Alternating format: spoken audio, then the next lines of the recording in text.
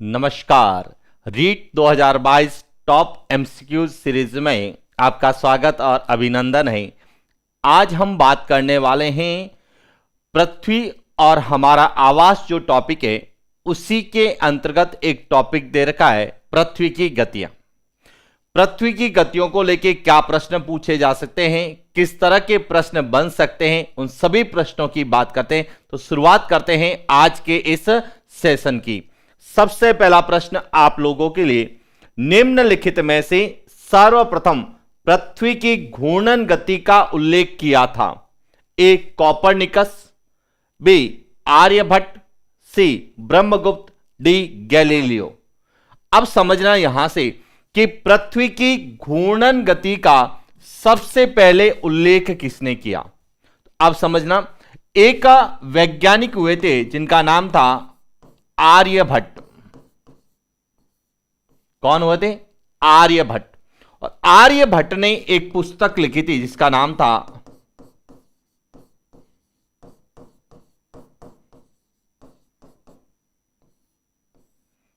आर्यभट्टयम। यह इनकी रचना थी। इसमें उन्होंने बताया कि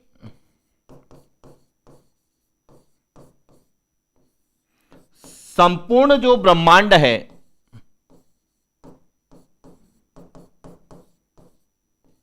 वह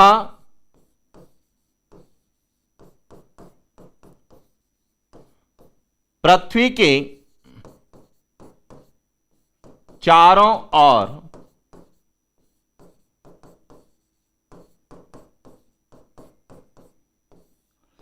सकेंद्रित है। यानी कि जो पूरा ब्रह्मांड है कि मध्य में तो पृथ्वी है,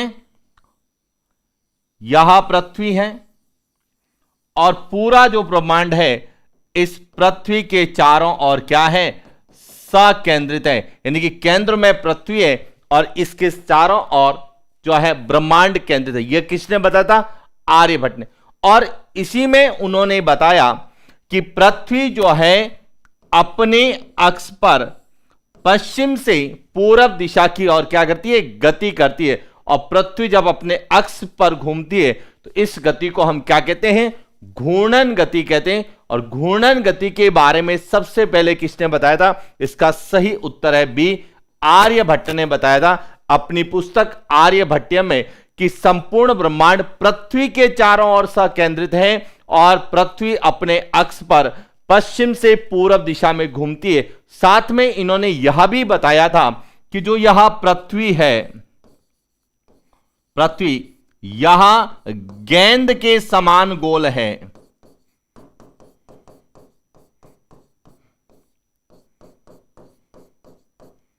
गेंद के समान गोल है। यह भी सबसे पहले किसने बताया था? आर्यभट्ट ने बताया था। क्लियर हो गया कि पृथ्वी की घूर्णन गति के बारे में या पृथ्वी अपने अक्ष पर गति करती, यह सबसे पहले किसने बताया था? तो आर्यभट्ट ने बताया था। और किस पुस्तक में बताया था? तो आर्यभट्ट की रचना है आर्यभट्टयम में उन्होंने बताया था। क्लियर हो गया। कॉपरनिकस की बात करें तो कॉपरनिकस ने ग्रहों की गति के बारे में बताया था, जिसकी चर्चा हम आगे करने वाले हैं। और गैलीलियो की बात करें तो गैलीलियो ने जो है दूरबीन का आविष्कार किया था। किसका किया था? दूरबीन का आविष्कार गैलीलियो ने किया था। क्लियर। बात करते हैं अगले प्रश्न की। निम्नलिखित में से सर्वप्रथम पृथ्वी की दैनिक गति एवं वार्षिक गति के बारे में बताया था? ए कॉपरनिकस, बी न्यूटन, सी गैलीलियो, डी जॉर्ज लेमेत्रे। अब यह कह रहा है पृथ्वी की दैनिक और वार्षिक गति के बारे में सबसे पहले किसने बताया था? तो यह ध्यान रखना, यहां सबसे पहले किसने बताया था? कॉपरनिकस ने बताया था। इसका सही उत्तर है ए। अब कैसे बताया था? कि 16वीं शताब्दी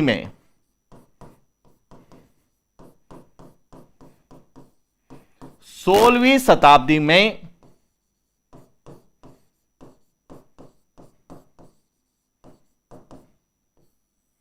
कॉपरनिकस ने बताया था कि जो संपूर्ण सौर मंडल है उसके मध्य में क्या है? सूर्य है। मध्य में क्या है? सूर्य है। और ग्रह जो है वह सूर्य के चारों ओर एक दीर्घ वृत्ताकार पथ पर क्या करते हैं, गति करते हैं। और पृथ्वी भी क्या है, एक ग्रह है, क्योंकि आर्यभट्ट ने बताया था पृथ्वी केंद्र में है, जबकि कोपरनिकस ने बताया था कि सौर मंडल में सूर्य जो है केंद्र में है और ग्रह इसके चारों ओर एक दीर्घ वृत्ताकार पथ पर निश्चित कक्षा में चक्कर लगाते हैं। और सूर्य के चारों ओर ग्रहों की गति को हम क्या बोलते हैं, परिक्रमण गति या वार्षिक गति कहते हैं। यह भी बताया, साथ में इसने यह भी बताया कि ग्रह सूर्य के चारों ओर चक्कर लगाते हैं और यह ग्रह अपने अक्ष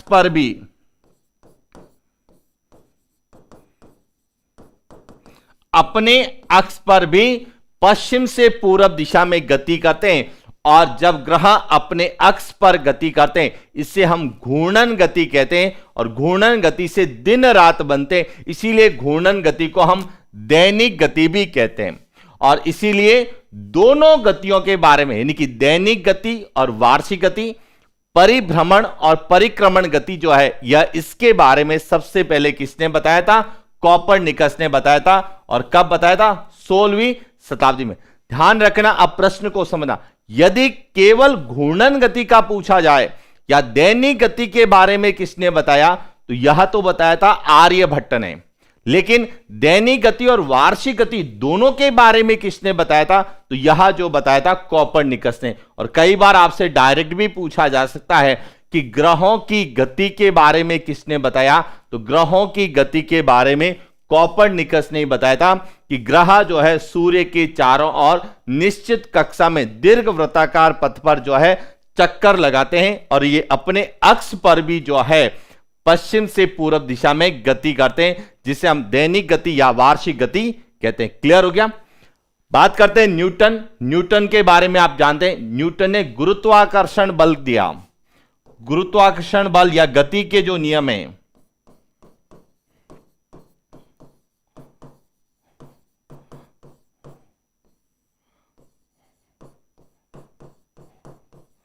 गुरुत्वाकर्षण का नियम है या जो गति के नियम है, इसके बारे में किसने बताया, न्यूटन ने बताया था।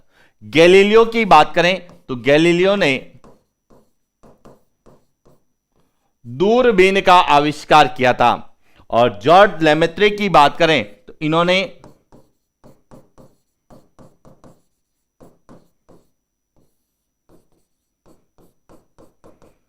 महाविस्फोट का सिद्धांत, जिसे हम बोलते हैं बिग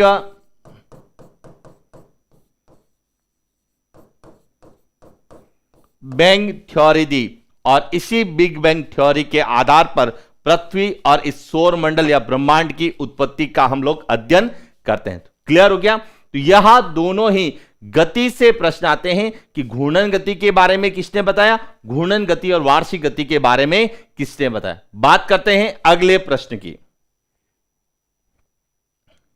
निम्नलिखित में से किस स्थान पर घूर्णन गति का मान सर्वाधिक होता है। ए ध्रुव पर, बी कर्क रेखा पर, सी भूमध्य रेखा पर और डी मकर रेखा पर। तो सबसे पहले तो आपको यह पता होना चाहिए कि घूर्णन गति क्या है। तो अब घूर्णन गति को समझना है कि घूर्णन गति जिसे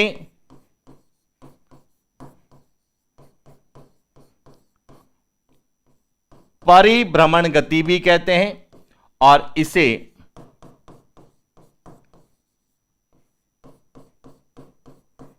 दैनिक गति भी कहते हैं। अब इसका अर्थ क्या होता है, घूर्णन गति का मतलब है कि पृथ्वी का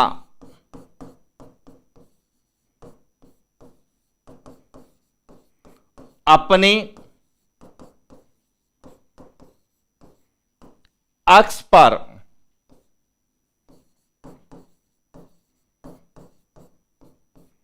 पश्चिम से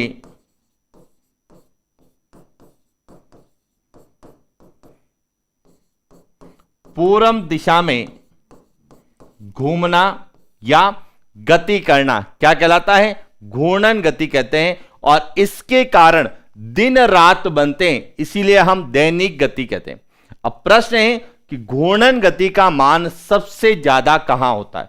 तो अब समझना इसको कि जब पृथ्वी अपने यहां जो अक्ष है, पृथ्वी जब अपने अक्ष पर पश्चिम से पूरब दिशा में, यह ध्यान रखना, पृथ्वी अपने अक्ष पर पश्चिम से पूरब दिशा की ओर जब गति करती है तो इसका सबसे ज्यादा मान होता है 0 डिग्री अक्षांश, जिसे हम क्या बोलते हैं, भूमध्य रेखा।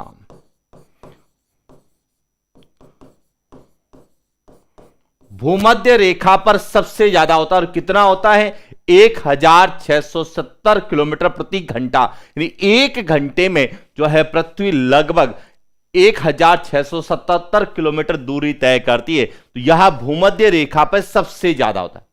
कर्क रेखा और मकर रेखा की बात करें, यानी कि कर्क रेखा पर और मकर रेखा पर इसका मान होता है 1275, यानी कि भूमध्य रेखा से ध्रुवों की ओर जाते हैं तो घूर्णन गति में क्या होती है, कमी होती है। और ध्रुवों पर, चाहे वह उत्तरी ध्रुव है चाहे वह दक्षिणी ध्रुव है, यहां पर जो है मान कितना होता है, 0 होता है। तो अब प्रश्न हमें पूछा गया था कि घूर्णन गति का सर्वाधिक मान कहां होता है, भूमध्य रेखा पर होता है। और कितना होता है, तो 1670 किलोमीटर होता है। और भूमध्य रेखा से ध्रुवों की ओर जाएं, चाहे हम उत्तरी ध्रुव की ओर जाएं चाहे हम दक्षिणी ध्रुव की ओर जाएं, इसके वेग में घूर्णन गति के मान में कमी होती है। और ध्रुवों पर घूर्णन गति का मान कितना होता है, 0 होता है। यह क्लियर ध्यान रखना। तो अब प्रश्न पर हम बात करते हैं, निम्नलिखित में से किस स्थान पर घूर्णन गति का मान सर्वाधिक होता है। तो इसका सही उत्तर है सी, भूमध्य रेखा पर। और कितना होता है, 1670 किलोमीटर प्रति घंटा होता है, यह ध्यान रखना। और ध्रुवों पर पूछा जाए तो कितना होता है, 0 होता है। कितना होता है, 0, यानी कि भूमध्य रेखा से ध्रुवों की ओर गति करते हैं तो घूर्णन गति के मान में क्या होती है, कमी होती है। और यदि कर्क रेखा पर पूछा जाए तो 1275 किलोमीटर प्रति घंटा। और मकर रेखा पर पूछा जाए तो 1275 किलोमीटर प्रति घंटा होता है। क्लियर हो गया। तो इस तरह के प्रश्न हमें पृथ्वी की गतियों को लेके पूछे जाते हैं कि गति के बारे में सबसे पहले किसने बताया, गति जो है किस दिशा में होती है और सबसे ज्यादा मान कहां पर होता है। बात करते हैं अगले प्रश्न की। निम्नलिखित में से पृथ्वी की परिभ्रमण एवं परिक्रमण गति की दिशा का सही युग्म है। ए, उत्तर से दक्षिण, बी, पूरब से पश्चिम, सी, दक्षिण से उत्तर, डी, पश्चिम से पूरब। यानी कि पृथ्वी की जो परिभ्रमण गति और परिक्रमण गति होती है उसकी क्या दिशा होती है। अब इसी को अच्छे से समझना है। यदि हम यहां, आपको पिक्चर दिख रहा होगा, यहां जो है हमारी पृथ्वी है और यहां जो आपको दिख रहा है, यहां पृथ्वी का जो है अपने अक्ष से जो है झुकी हुई है 23.5 डिग्री। अब पृथ्वी जो है अपने अक्ष पर गति करती है। कहां पर, जब पृथ्वी अपने अक्ष पर गति करती है तो इसे हम क्या कहते हैं, घूर्णन गति कहते हैं। क्या कहते हैं, घूर्णन गति या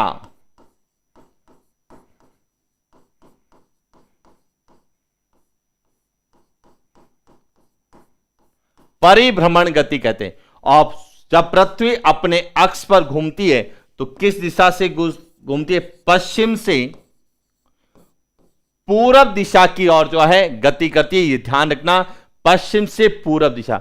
और इस घूर्णन गति के कारण, पश्चिम से पूरब दिशा की ओर गति करने के कारण सूर्य सदैव जो है पूरब दिशा में सूर्य उदय होता हुआ दिखाई देता है और पश्चिम दिशा में जो है वह अस्त होता हुआ दिखाई देता है। इसीलिए परिभ्रमण गति का जो है युग्म क्या होगा, पश्चिम से पूरब। और जब दूसरी गति होती है वह होती है परिक्रमण गति।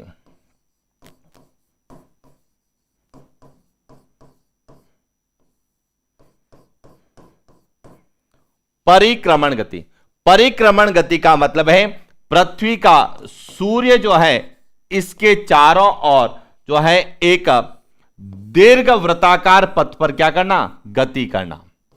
और जब पृथ्वी सूर्य के चारों ओर दीर्घ वृत्ताकार पथ पर गति करती है तो इसे हम परिक्रमण गति कहते हैं। और परिक्रमण गति भी जो है वह किस दिशा से होती है, पश्चिम से पूरब दिशा की ओर जो है गति करती। इसका मतलब है कि पृथ्वी अपने अक्ष पर जो घूर्णन गति करती है, चाहे वह सूर्य के चारों ओर परिक्रमण गति करती है, उसकी दिशा सदैव पश्चिम से क्या होती है, पूरब की ओर होती है। और हमने जब सौर मंडल के बारे में अध्ययन किया था उस समय हमने पढ़ा था कि हमारे सौर मंडल में जो वर्तमान में 8 ग्रह है उसमें से केवल 2 ही ग्रह हैं जो कि पूरब से पश्चिम की ओर गति करते हैं, बाकी सभी जो है पश्चिम से पूरब की ओर गति करते हैं। तो अब आपको कमेंट्स बॉक्स में कमेंट्स करके यह बताना है कि कौन से ऐसे ग्रह हैं जो पश्चिम से पूरब दिशा में गति नहीं करते हैं।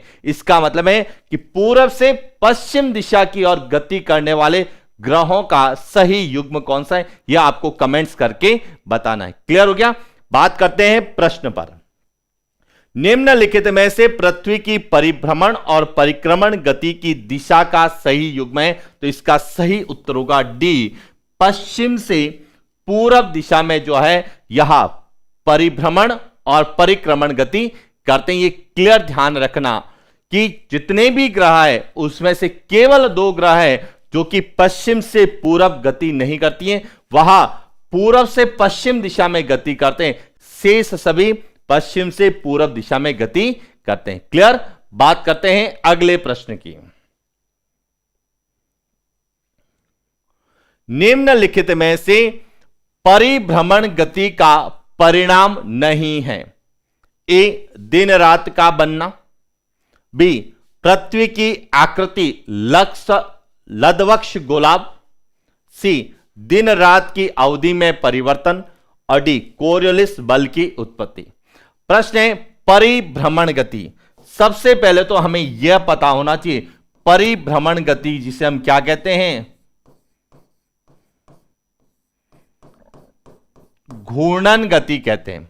और घूर्णन गति के कारण क्या बनते हैं, दिन और रात का निर्माण होता है, इसीलिए इसे हम क्या कहते हैं,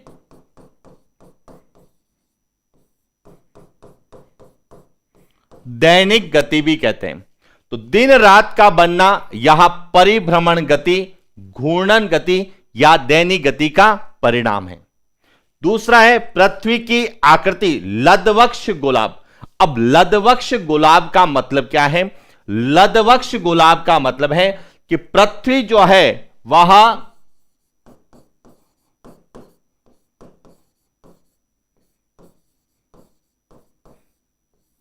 ध्रुवों पर तो क्या है, चपटी है, जबकि भूमध्य रेखा पर वह थोड़ी सी फूली हुई है आकृति में, यानी कि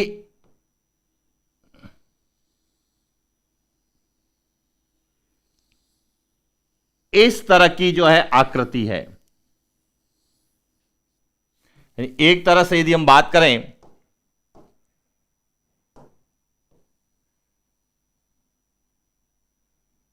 इस तरह से जो है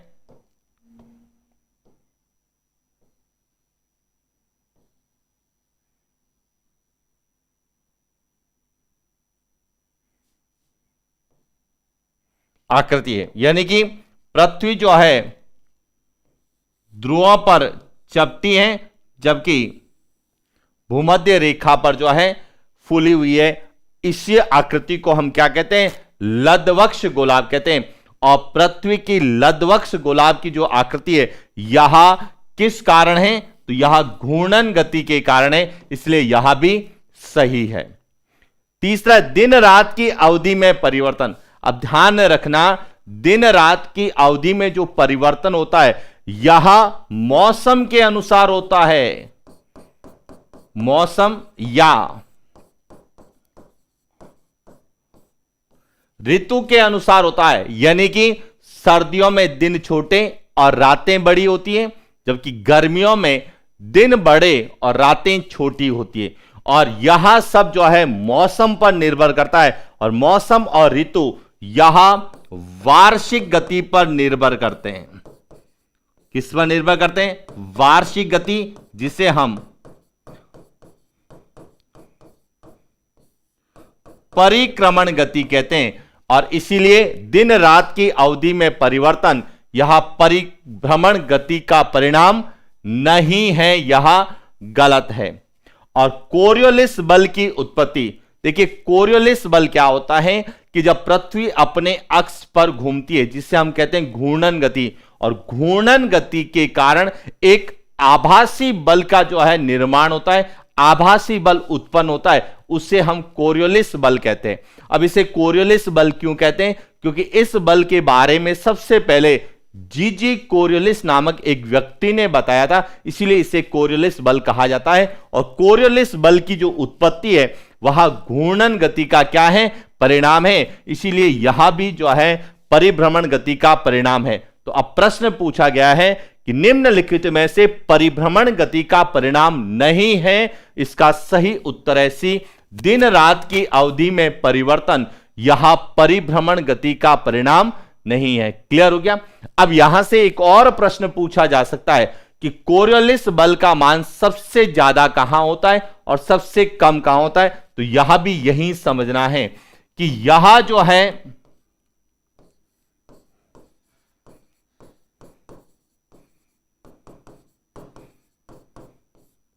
भूमध्य रेखा पर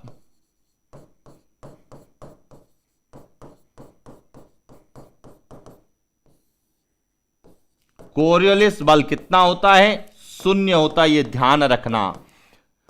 भूमध्य रेखा पर कोरियोलिस बल का मान शून्य यानी कि सबसे न्यूनतम होता है, और ध्रुवों पर सर्वाधिक होता है। ध्रुवों पर क्या होता है? सर्वाधिक होता है, यह ध्यान रखना। और यह प्रश्न हमें चक्रवात के संदर्भ में जब हमने अध्ययन किया था तो उस समय पढ़ा था कि भूमध्य रेखा के निकट उष्ण कटिबंधीय चक्रवात नहीं आते हैं। इसका कारण क्या है? इसका कारण है कि भूमध्य रेखा पर कोरियोलिस बल का मान क्या होता है? शून्य होता है। इसीलिए 0 से 5 डिग्री अक्षांश यानी कि भूमध्य रेखा के निकट उष्ण कटिबंधीय चक्रवातों की उत्पत्ति नहीं होती है, जबकि वहां पर ऑलरेडी तापमान क्या होता है? ज्यादा होता है। तो यह जो था परिभ्रमण गति के परिणामों को लेकर प्रश्न पूछा जाता है। क्लियर? बात करते हैं अगले प्रश्न की। निम्नलिखित में से अधिवर्ष कौन सा है? ए 2014, बी 2016, सी 2018 और डी 2022। अब देखिए अधिवर्ष जिसे हम क्या कहते हैं? लीप वर्ष कहते हैं। क्या कहते हैं? लीप वर्ष की हम कहते हैं। और लीप वर्ष कौन सा होगा? जिसमें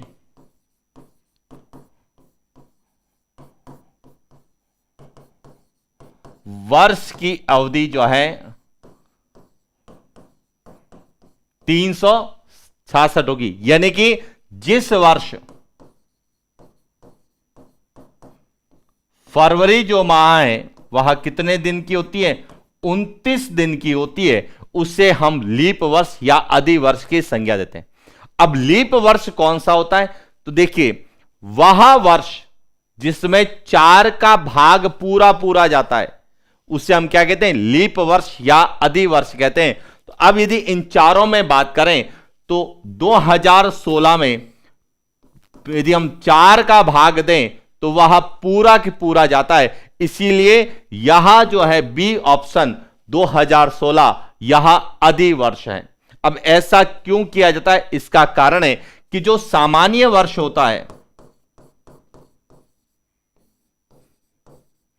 सामान्य वर्ष की अवधि होती है 365 से ही 1/4 दिन,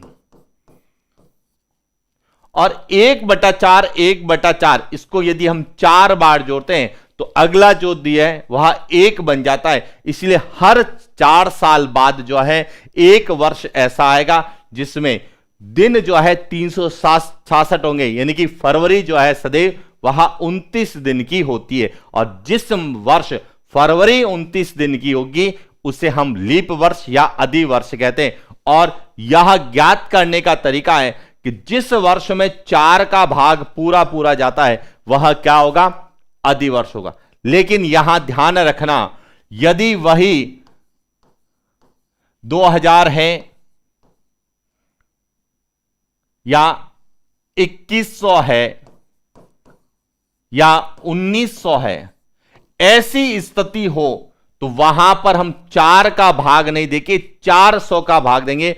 और जिसमें 100 के गुणांक वाले वर्ष हैं तो उसमें 400 का भाग यदि पूरा जाएगा तो वह क्या होगा, अधि वर्ष या लीप वर्ष होगा। और यदि 100 के गुणांक नहीं है तो उसमें हम 4 का भाग देंगे, जिसमें 4 का भाग पूरा जाएगा वह क्या होगा, अधि वर्ष या लीप वर्ष होगा। क्लियर हो गया। तो ये थे अधि वर्ष और लीप वर्ष को लेके आते हैं। और अधि वर्ष और लीप वर्ष यह किस पर निर्भर करते हैं, यह पृथ्वी की परिक्रमण गति, जिसे हम क्या बोलते हैं, वार्षिक गति पर निर्भर करता है। कि अधि वर्ष या लीप वर्ष बनना यह पृथ्वी की वार्षिक गति पर निर्भर करता है। क्लियर हो गया। बात करते हैं अगले प्रश्न की। निम्नलिखित में से शीत अयनांत की स्थिति को दर्शाने वाला युग्म है। ए कर्क संक्रांति 21 जून, बी बसंत विषुव 21 मार्च, सी शरद विषुव 23 सितंबर और डी मकर संक्रांति 22 दिसंबर। प्रश्न है शीत अयनांत। अब शीत अयनांत जैसे ही शब्द आता है विद्यार्थी या स्टूडेंट समझता है कि पता नहीं यह कहां से पूछा है। यह जो है पृथ्वी की परिक्रमण गति से पूछा गया। अब कैसे ध्यान रखना कि शीत अयनांत क्या होता है, ग्रीष्म अयनांत क्या होता है, उन पर हम लोग बात करते हैं। यहां आपको दिख रहा होगा, यह है सूर्य, यह क्या है, सूर्य। और यहां पृथ्वी सूर्य के चारों ओर दीर्घ वृत्ताकार पथ पर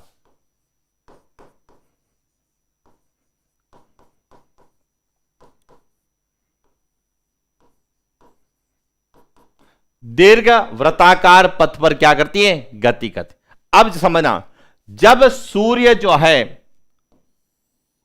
वह कर्क रेखा पर सीधा चमकता है उसे हम क्या बोलते हैं, कर्क संक्रांति।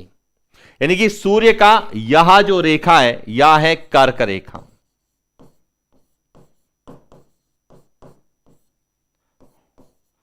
साढ़े 23 डिग्री उत्तरी अक्षांश। सूर्य का कर्क रेखा पर सीधा चमकना या लंबवत चमकना क्या कहलाता है, कर्क संक्रांति। और यह आती है 21 जून को। कब आता है, 21 जून। और जून के माह में हमारे यहां पर क्या रहती है, गर्मी रहती है, इसीलिए इसे कहा जाता है ग्रीष्म अयनांत। ग्रीष्म अयनांत कहा जाता है। अब इसके विपरीत यदि हम बात करें तो जब सूर्य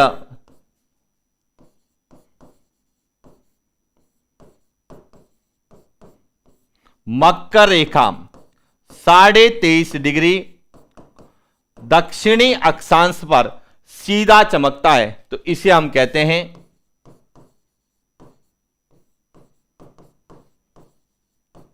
मकर संक्रांति। और यह आती है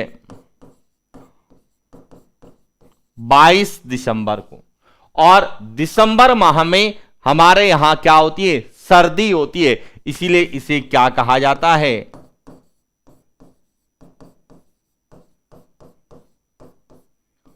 शीत अयनांत कहा जाता है। तो अब शीत अयनांत कब होता है, तो 22 दिसंबर मकर संक्रांति को होता है। और ग्रीष्म अयनांत कब होता है, 21 जून कर्क संक्रांति को होता है। अब आपके दिमाग में एक प्रश्न और आ रहा होगा कि सर हम तो जो है 14 जनवरी को मकर संक्रांति मनाते हैं। तो अब ध्यान रखना कि 14 दिसंबर से लगाकर 14 जनवरी तक सूर्य मकर राशि के से जो है गुजरता है, जो कि हमारा ज्योतिष शास्त्र कहता है। और उसी कड़ी में जो है जब हम खगोलीय घटना का अध्ययन करते हैं, पृथ्वी की परिक्रमण गति का अध्ययन करते हैं, तो उसी समय सूर्य जो है 22 दिसंबर को मकर रेखा पर एकदम सीधा या लंबवत चमकता हुआ दिखता है। इसीलिए 22 दिसंबर को खगोलीय घटना के अनुसार जो है क्या संज्ञा दी गई, मकर संक्रांति की संज्ञा दी गई। और 14 दिसंबर से 14 फरवरी तक सूर्य जब मकर राशि से गुजरता है तो अंतिम दिवस को हम मकर संक्रांति के रूप में मनाते हैं, जो कि हमारा ज्योतिष शास्त्र कहता है। लेकिन खगोल शास्त्र यह कहता है कि 22 दिसंबर को सूर्य मकर रेखा पर एकदम सीधा या लंबवत चमकता है। वह राशियों के अनुसार है और यहां जो है सूर्य ताप के वितरण के अनुसार बताया गया है, यह ध्यान रखना। क्लियर हो गया।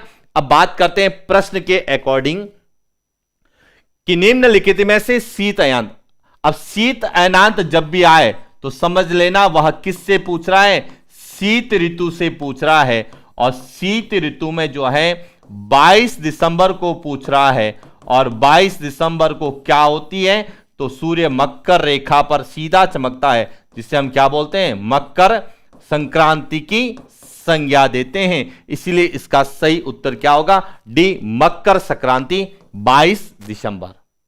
अब यदि कर्क संक्रांति 21 जून है तो इसे हम क्या बोलेंगे,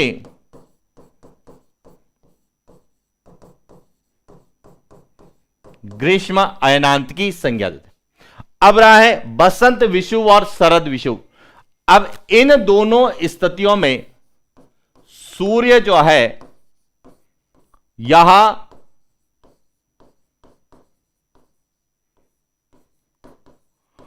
भूमध्य रेखा पर सीधा चमकता है, यानी विषुवत रेखा पर सीधा चमकता है। और इसीलिए बसंत विषुव और शरद विषुव में संपूर्ण विश्व में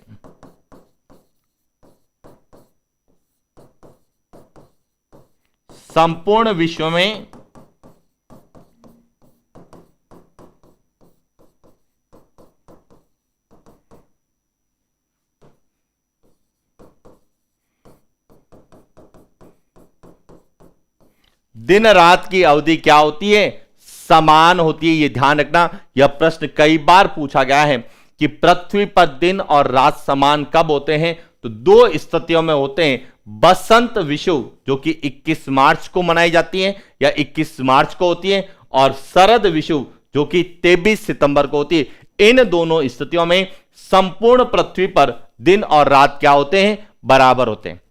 कर्क संक्रांति 21 जून की बात करें तो 21 जून को उत्तरी गोलार्ध में दिन बड़े होंगे और रातें क्या होगी, छोटी होगी। क्यों, क्योंकि ग्रीष्म ऋतु होती है और ग्रीष्म ऋतु में दिन बड़े होते हैं, रातें छोटी होती है।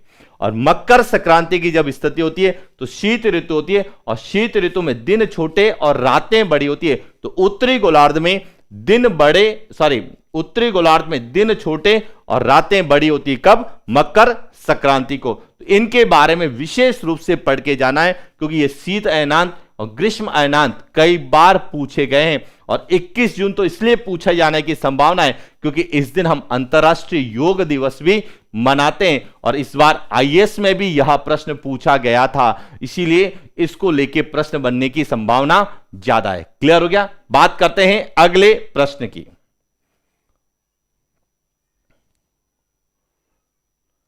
निम्नलिखित में से उपसौर की स्थिति को दर्शाता है, ए जनवरी, बी मार्च, सी जून, डी जुलाई। और यह जो प्रश्न है कल वीडियो एग्जाम में भी पूछा गया था कि उपसौर की स्थिति को दर्शाता है। तो अब सबसे पहले तो आपको उपसौर के बारे में पता होना चाहिए कि उपसौर क्या होता है। अब समझना कि यहां है सूर्य, और जब पृथ्वी सूर्य के चारों ओर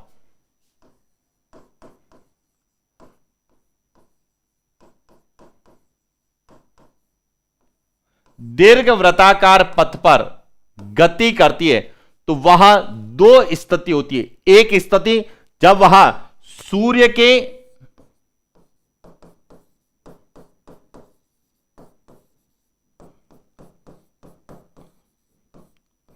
सर्वाधिक निकट होती है, और इस स्थिति को क्या कहा जाता है, उपसौर या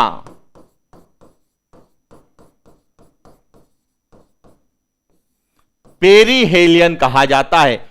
और इस निकटतम स्थिति के संदर्भ में सूर्य और पृथ्वी के मध्य जो दूरी होती है 147.1 मिलियन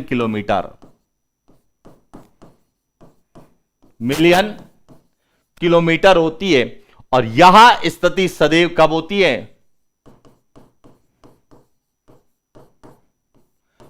3 जनवरी को होती है। इसीलिए ध्यान रखना, उपसौर जो है वह जनवरी माह को दर्शाता है।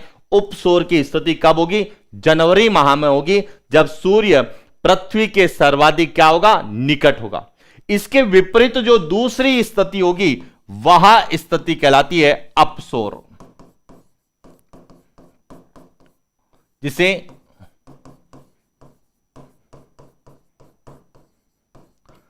अपहेलियन कहा जाता है। और यहां सूर्य की सर्वाधिक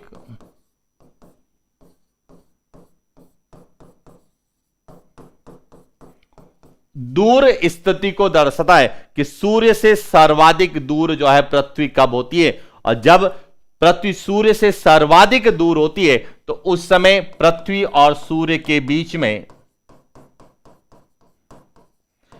152.1 मिलियन किलोमीटर दूरी होती है। और यह स्थिति आती है 4 जुलाई को। कब आती है? 4 जुलाई को यह स्थिति होती है। तो ध्यान रखना, उपसौर जो है यह जनवरी माह में आता है और अपसौर है यह सदैव जुलाई माह में आता है। 3 जनवरी उपसौर होता है और 4 जुलाई अपसौर होता है। इसको अच्छे से समझना है, क्योंकि यहां से प्रश्न हर बार जब भी पृथ्वी की गति को पूछा जाता है इसमें से प्रश्न जरूर पूछा जाता है। क्लियर हो गया? अब बात करते हैं प्रश्न के अकॉर्डिंग। निम्नलिखित में से उपसौर की स्थिति को दर्शाता है। तो उपसौर पहले क्या है? यह सूर्य की पृथ्वी के सर्वाधिक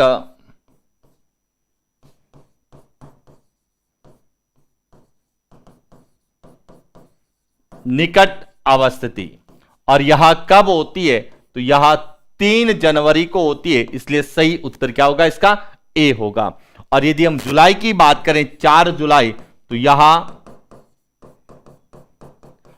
अपसौर अपहेलियन की स्थिति होगी। मार्च की बात करें तो यहां पर मार्च में 21 मार्च को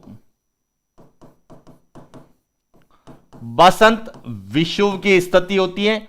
और जून की बात करें 21 जून को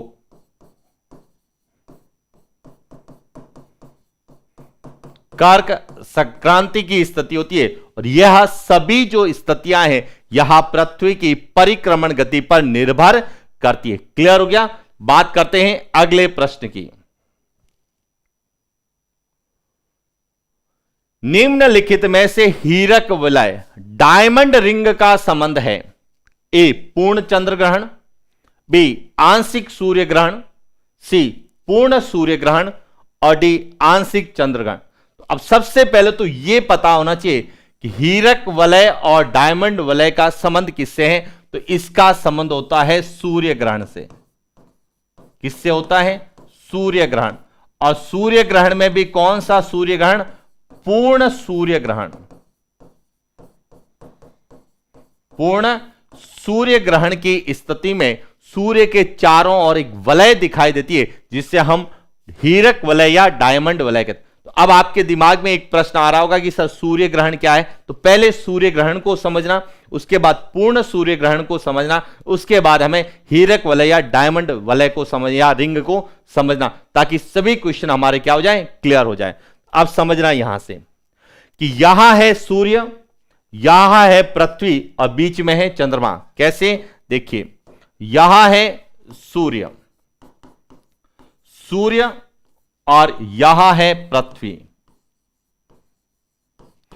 और सूर्य और पृथ्वी के बीच में कौन आ जाता है? चंद्रमा। तो जब सूर्य और पृथ्वी के बीच में चंद्रमा आएगा तो इस स्थिति में सूर्य का जो प्रकाश है वह पूर्ण रूप से चंद्रमा पर नहीं, पूर्ण रूप से पृथ्वी पर नहीं पहुंच पाएगा, और जो भाग इस स्थिति में हमें दिखाई नहीं देगा वह ग्रहणत हो जाता है। यानी कि सूर्य का वह भाग जहां जहां चंद्रमा है या चंद्रमा के कारण छुप जाता है वह हमें नहीं दिखाई देता। इस घटना को हम क्या कहते हैं? सूर्य ग्रहण कहते हैं। क्या कहते हैं? सूर्य ग्रहण कहते हैं। सबसे पहले तो आपको यह पता होना चाहिए सूर्य ग्रहण की घटना कब होती है। तो यह ध्यान रखना, सूर्य ग्रहण सदैव अमावस्या को होता है। कौन सी तिथि को होता है? अमावस्या को ही होता है, यह ध्यान रखना। प्रत्येक अमावस्या को नहीं होता है, लेकिन जब सूर्य ग्रहण की घटना होगी तो वह अमावस्या को। अब सूर्य ग्रहण दो प्रकार के होते हैं, एक होता है आंशिक सूर्य ग्रहण और एक होता है पूर्ण सूर्य ग्रहण। जब सूर्य या ये कहें कि चंद्रमा सूर्य को पूर्ण रूप से ढक लेता है, यानी कि पृथ्वी से सूर्य का कोई भी भाग नहीं दिखाई देता है, यानी कि पूर्ण रूप से सूर्य जो है ग्रहित हो जाता है, ग्रहण लग जाता है, तो उसे हम पूर्ण सूर्य ग्रहण कहते हैं, जिसमें सूर्य का कोई भी भाग हमें दिखाई नहीं देता। और जब पूर्ण सूर्य ग्रहण होता है, यह समझना, पूर्ण सूर्य ग्रहण,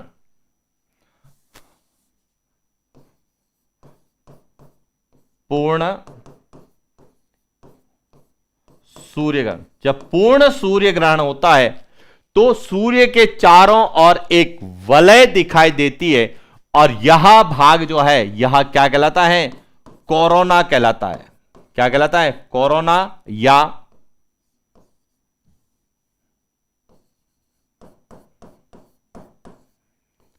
किरीट कहलाता है।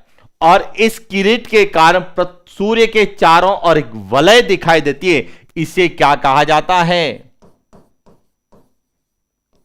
हीरक वलय कहा जाता है या डायमंड रिंग कहा जाता है।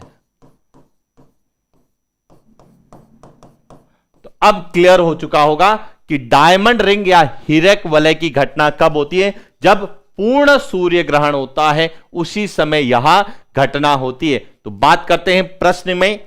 प्रश्न में यदि हम बात करें तो इसका सही उत्तर कौन सा होगा? इसका सही उत्तर होगा सी, कि पूर्ण सूर्य ग्रहण की स्थिति में जो है हमें सूर्य का जो भाग दिखाई देता है वह कोरोना या किरीट कहलाता है, और इसके कारण सूर्य के चारों ओर एक वलय बन जाती है, रिंग बन जाती है, उसे हीरक वलय या डायमंड रिंग कहा जाता है। और यह सदैव कौन सी तिथि को होगा?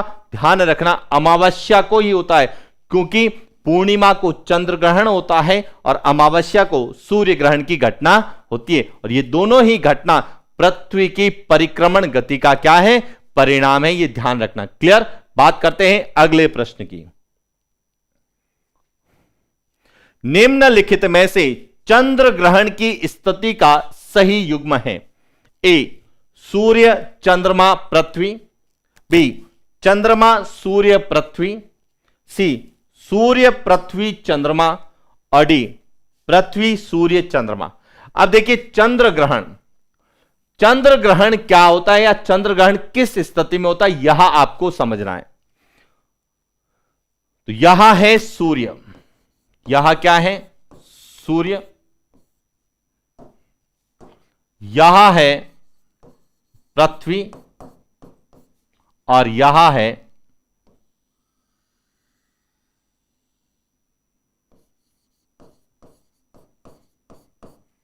चंद्रमा। अब चंद्र ग्रहण कब होगा? कि जब सूर्य और चंद्रमा, यह सूर्य और चंद्रमा, इन दोनों के मध्य जब पृथ्वी आ जाती है तो सूर्य का जो प्रकाश है वह चंद्रमा पर नहीं पहुंच पाता है, और जहां पर सूर्य का प्रकाश नहीं पहुंच पाता है वह भाग पृथ्वी से दिखाई नहीं देता है, और इस घटना को हम क्या कहते हैं? चंद्र ग्रहण कहते हैं। क्या कहते हैं? चंद्र ग्रहण कहते हैं। और चंद्र ग्रहण जो है यह सदैव कब होता है? पूर्णिमा को होता है, यह ध्यान रखना। प्रत्येक पूर्णिमा को चंद्र ग्रहण नहीं होता है, लेकिन जब भी चंद्र ग्रहण होगा उस दिन तिथि कौन सी होगी? पूर्णिमा की तिथि होगी। तो यह ध्यान रखना, चंद्र ग्रहण में कौन सी स्थितियां बनती है? तो सूर्य और चंद्रमा के बीच में क्या आनी चाहिए? पृथ्वी आएगी। तो यह घटना क्या कहलाएगी? चंद्र ग्रहण कहलाएगी। क्योंकि इससे पहले हमने सूर्य ग्रहण की बात की थी कि सूर्य और पृथ्वी के बीच में जब चंद्रमा आता है तो सूर्य ग्रहण होगा, और सूर्य और चंद्रमा के बीच में यदि पृथ्वी आती है तो वहां चंद्र ग्रहण होता है। और चंद्र ग्रहण सदैव कब होता है? पूर्णिमा को होता है। अब प्रश्न में बात करें तो प्रश्न में चंद्र ग्रहण कि सूर्य और चंद्रमा के बीच में क्या आती है? जब पृथ्वी आती है तो वह स्थिति क्या कहलाती है? चंद्र ग्रहण कहलाती है। और चंद्र ग्रहण जो है कब होता है? यह सदैव पूर्णिमा को होता है। सूर्य ग्रहण पूछे तो ध्यान रखना, सूर्य और पृथ्वी के बीच में कौन आएगा? चंद्रमा आएगा। तो इसे हम क्या कहेंगे? सूर्य ग्रहण कहेंगे। और सूर्य ग्रहण सदैव कब होता है? अमावस्या को होता है। तो सूर्य ग्रहण की स्थिति अमावस्या को होगी और चंद्र ग्रहण की स्थिति पूर्णिमा को होगी। और इन दोनों स्थितियों को बहुत अच्छे से पढ़ के जाना, क्योंकि यहां से भी कई बार प्रश्न पूछे जाते हैं। क्लियर? बात करते हैं अगले प्रश्न की। निम्नलिखित में से चंद्रमा की पृथ्वी के सर्वाधिक निकट अवस्थिति को दर्शाता है? ए चंद्र ग्रहण, B blue moon, C super moon, D blood moon. अब प्रश्न है कि जो पृथ्वी है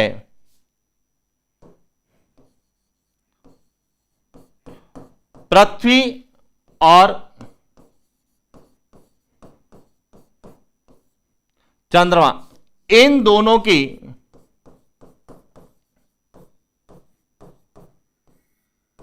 निकटतम स्थिति को क्या कहा जाता है? तो अब समझना कि जब चंद्रमा पृथ्वी के सर्वाधिक निकट होता है तो देखिए कैसी स्थिति बनेगी कि जब चंद्रमा पृथ्वी के सर्वाधिक, यहां तो है सामान्य दूरी, अब समझना यहां से, यहां तो है सामान्य या औसत दूरी, और यहां जो है स्थिति है यह है सर्वाधिक निकट। और जब सर्वाधिक निकट होता है चंद्रमा, यह चंद्रमा है, यह ध्यान रखना,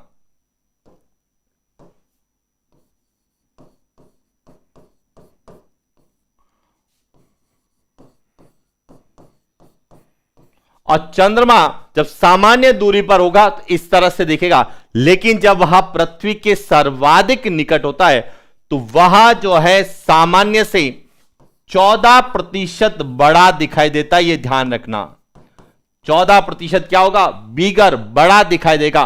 और इसकी जो चमक होगी सामान्य दिवस की अपेक्षा जो है 30%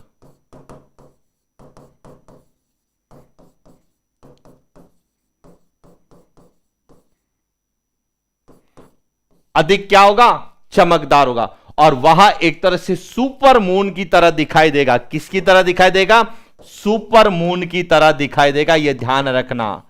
तो इसे यानी कि चंद्रमा की पृथ्वी के सर्वाधिक निकट स्थिति को क्या कहा जाता है? सुपर मून कहा जाता है। अब समझना, यहां तो है सामान्य, सामान्य, और यहां है सर्वाधिक निकट। अब जब सामान्य जब होगी और जब सर्वाधिक निकट होगा तो सामान्य से क्या दिखाई देगा? वह बड़ा दिखाई देगा। और कितना बड़ा? 14% तो बड़ा होगा, यह ध्यान रखना। और इसकी जो चमक होगी वह सामान्य से 30% क्या होगी? ज्यादा होगी। इसीलिए यह एक सुपर मून की तरह दिखाई देता है। इसीलिए इस घटना को क्या कहा जाता है? सुपर मून कहा जाता है। अब प्रश्न में बात करें कि निम्नलिखित में से चंद्रमा की पृथ्वी के सर्वाधिक निकट अवस्थिति को दर्शाता है, तो इसका सही उत्तर क्या है? सी, सुपर मून है। चंद्र ग्रहण क्या होता है? चंद्र ग्रहण का मतलब होता है कि सूर्य और चंद्रमा के बीच में जब पृथ्वी आ जाती है तो इस स्थिति को हम क्या कहते हैं? चंद्र ग्रहण कहते हैं। ब्लू मून कब होता है यह ध्यान रखना। ब्लू मून का मतलब है किसी माह में 2 पूर्णिमा आ जाए। कोई भी ऐसा कैलेंडर माह है जिसमें एक माह में 2 पूर्णिमा आ जाए तो दूसरी पूर्णिमा जो होती है,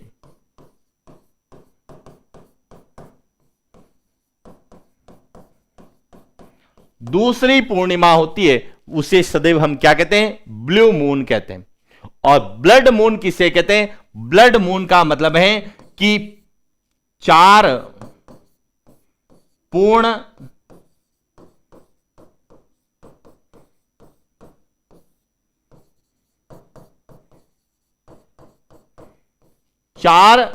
चंद्र ग्रहण की घटना को संयुक्त रूप से ब्लड मून की संज्ञा दी गई है। क्लियर हो गया? तो ये ध्यान रखना, चंद्र ग्रहण, ब्लू मून क्या होता है, सुपर मून क्या होता है और ब्लड मून क्या होता है। यानी कि जब 4 पूर्ण चंद्र ग्रहण होंगे इस घटना को ब्लड मून कहते हैं।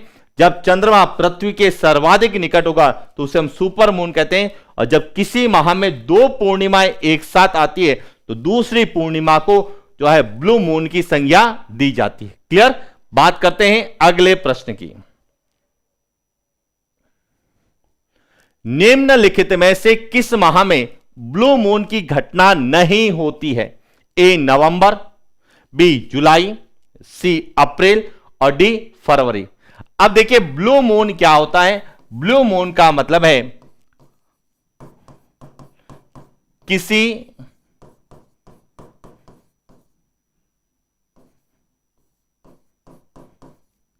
माह में 2 पूर्णिमा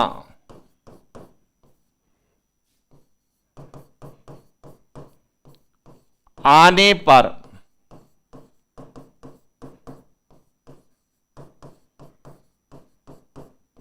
दूसरी पूर्णिमा को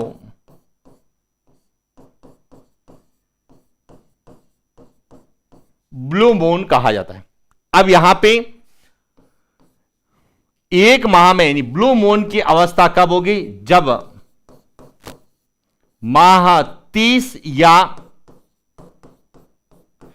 31 दिन का, जब महीना 30 या 31 दिन का होगा तो उन्हीं महीनों में जो है वहां ब्लू मून की घटना हो सकती, क्योंकि ब्लू मून की घटना यहां 29.5 दिन बाद होती है।